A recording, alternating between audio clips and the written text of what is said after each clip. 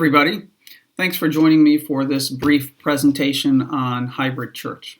I realize everyone's context is different, but I do think there are some universal truths and questions we should all be asking ourselves as we collectively move into the post-pandemic church world. Like all of you, I distinctly remember that last in-person service before everything shut down. Here at St. John's in Hingham, Massachusetts, it was March 8th, 2020. I still have a copy of the bulletin from that day, which feels like a holy relic of sorts. But things have changed. The world has changed. The church has changed. And we have an opportunity, a responsibility, I'd argue, to do a new thing. And that thing is what many are calling hybrid church. So what are we talking about here? Hybrid church refers to an experience where some are engaging in person while others are online. In effect, there are now two audiences, even as we remain one congregation. Think about it this way. Pre-pandemic, we were exclusively in person. During the pandemic, we were exclusively online. And as we enter post-pandemic church life, we're seeking to blend these two experiences into a new way of being and doing church. And while I'm specifically talking about worship, the broader hope is to bring a digitally integrated ministry into various aspects of church life, like Bible study and programming for children and youth, and even committee meetings. The potential for greater inclusion and reaching beyond our four walls is great if we're willing to take some chances and risk some failure along the way. The most important question, though, is why? Why embrace a hybrid model of ministry? Why can't we just go back to the way it's always been? Why can't we just get back in our pews and literally and metaphorically put our heads down? Well, we can't just pretend the pandemic never happened. There were challenges, of course, but also great opportunities embedded within this time. We got creative, we adapted, we experimented, we experienced community and God in new and life-giving ways. We met and worshiped with people from well beyond our zip codes. Things got broken open in radical ways. The vessel of the church, yes, but also each one of us. Learning and growing and trying new things is essential if our faith communities will continue to grow and thrive in the future. So why is it important to embrace hybrid ministry? Perhaps most importantly, we have a gospel mandate to share the good news of Jesus with the world. Hybrid church isn't just about suddenly being comfortable with new technology or playing with new digital toys. It's about sharing the gospel in new ways. It's about touching and deeply impacting the lives of those both in our midst and those unable to join us physically for whatever reason: illness, vacation, Sunday morning soccer, geography. I like to say that hybrid church is inclusive church. It reaches more people. It allows people to participate in either real time or on demand. And it breaks down barriers to participation, all of which kind of sounds like something Jesus would be into. The world has also changed. Despite the fact that the church has been in denial of this, we now straddle physical and digital worlds in all aspects of our lives.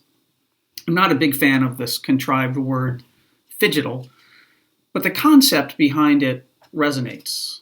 And churches need to strive for a seamless flow between their physical space and digital services. In a hybrid model, the church must be attentive to this integration of the brick and mortar experience with online opportunities in order to reach people where they already are.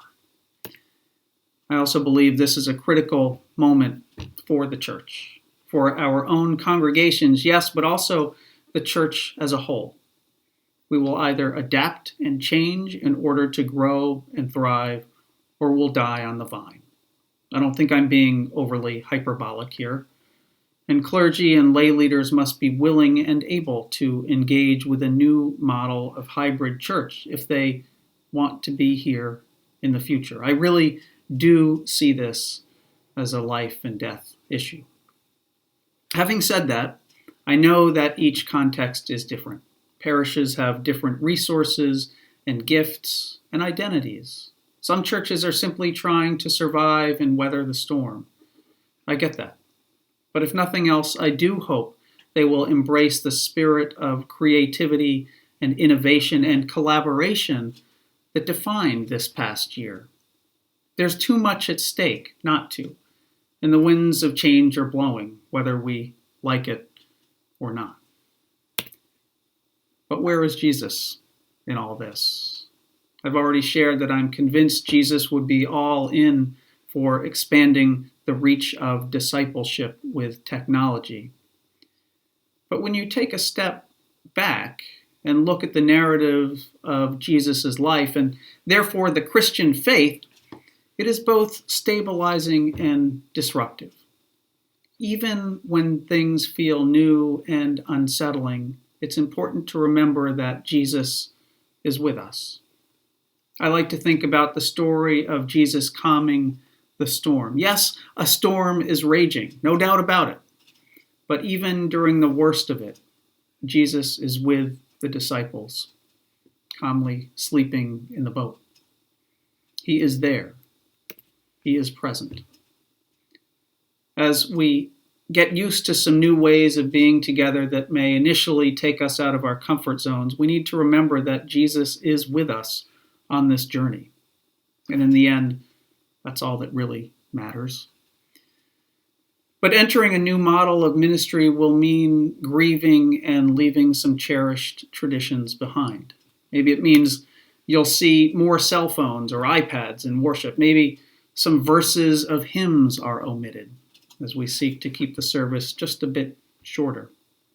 Maybe as resources are reallocated, a favorite ministry goes away. Decisions will be made that cause grief, not out of a lack of concern or callousness, but because change is always hard and emotional. But at the heart of the Christian faith is the rhythm of death and resurrection. Sometimes things need to die in order to bring new life, and in that is our hope.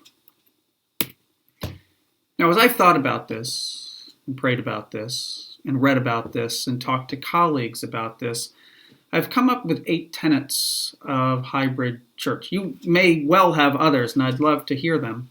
This is all evolving and changing in real time.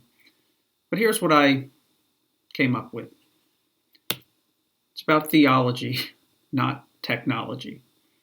The reasons for moving to a digitally integrated ministry model are rooted in scripture and tradition. It's not about pushing buttons on a video camera. It's about the gospel mandate to share God's love with the world in an inclusive, accessible manner. If we don't start here with our tradition and spiritual roots, all the technology in the world won't matter much because there won't be any authenticity behind our ministry. Be faithful, be flexible. Living into hybrid ministry is a journey for the entire congregation.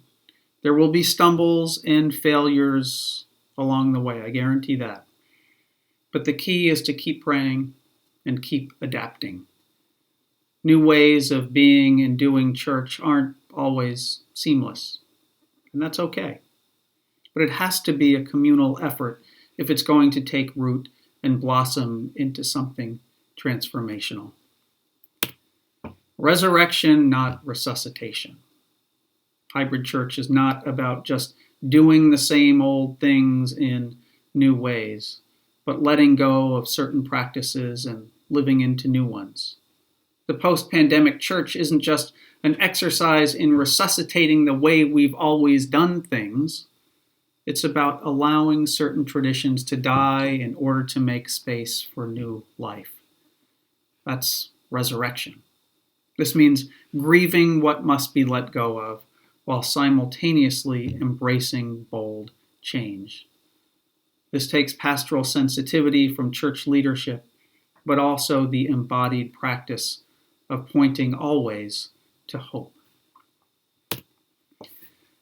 Embrace both ties and bathrobes. There are two audiences with hybrid worship, those in person and those online. Some will worship wearing fancy clothes and sitting in a pew, while others will be sprawled out on their couch drinking coffee. Welcoming and striking the right balance between the two audiences will keep both encaged. This will be a challenge as we all get used to being with and among those we can't physically see. But we can learn to value both audiences, as we will likely all end up in either situation at various times. Making all things new. Post-pandemic worship will feel different for those in both physical and virtual pews because it will be different. As we build a new worshiping experience together, it's helpful to recognize that this will neither be just like it was before March 2020, nor will it be just like our exclusively online pandemic worship. We all need to adjust to a new way of being together in worship. Virtual parishioners are real parishioners. It's true. One major lesson we learned during the pandemic is that our worship extends beyond the physical structure of the church building. Hybrid church builds upon this notion and allows us to be enriched by the presence of those not physically among us. Some have asked, why should I care about the person who joins us online from Texas? Partly, it's because God cares deeply about that person, but also because the community is only strengthened by other voices.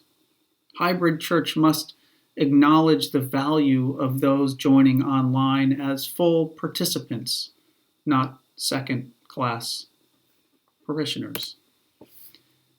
Hybrid church is inclusive church. When we make the effort to offer live and online opportunities for worship and church participation, we are widening the circle of God's love. It means reaching not just able-bodied folks who happen to be free at a particular time on a particular day in a particular setting, but those who cannot be physically present. The homebound, those in hospitals, again, people on vacation, or those involved with youth sports on Sunday mornings, those who live in different time zones. Expect and prepare for resistance. This is all new for a lot of people. Whenever change arises, some cling to and long for the familiar. Give people space to grieve the way things used to be. That's important. But we must be clear that this new model of ministry is rooted in a vibrant, living faith, and that the church needs to evolve and change if it's going to thrive and grow. So that's where we are. I know that from a leadership perspective, leading a church into a new way of doing ministry amid great uncertainty can feel like a bad game of Frogger. There are threats and challenges everywhere. You remember Frogger, right? You had to jump the frog across a busy road to get to the other side. Sorry, Gen X. But this is also a great opportunity to build upon the lessons we learned during the pandemic. There were challenges, of course, But as a church, and I mean that in the most expansive way possible, we got creative. We adapted. We experimented. We experienced community and God in new and life-giving ways. We can't go back to the way it's always been and pretend the pandemic never happened. But we also must remember the why of what we're doing when we talk about hybrid church. And that why is firmly rooted in the gospel, in inclusivity, in sharing God's love with the world. Blessings to you all as we collectively move into the future. And remember that wherever it takes us, Jesus will be with us at every step of the way.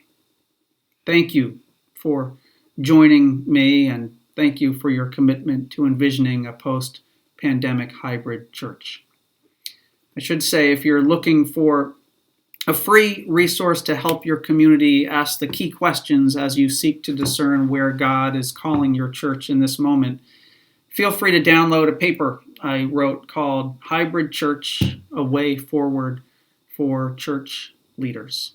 We'll make the link available. And God bless you.